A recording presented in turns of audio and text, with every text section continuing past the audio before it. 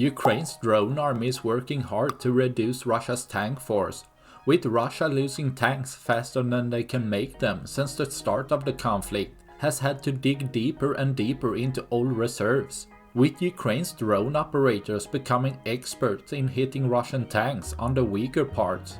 Small changes can still have huge difference depending on the angle of the warhead and if hitting the ammunition inside the tank. Shown here when hitting a stuck tank well, but only manages to damage it.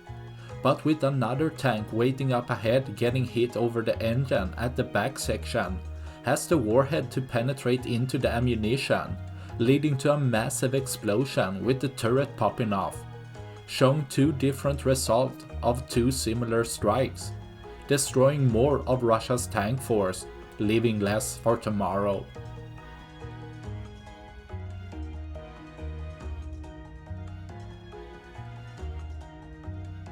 That's all I had for this video. Please like and subscribe for more.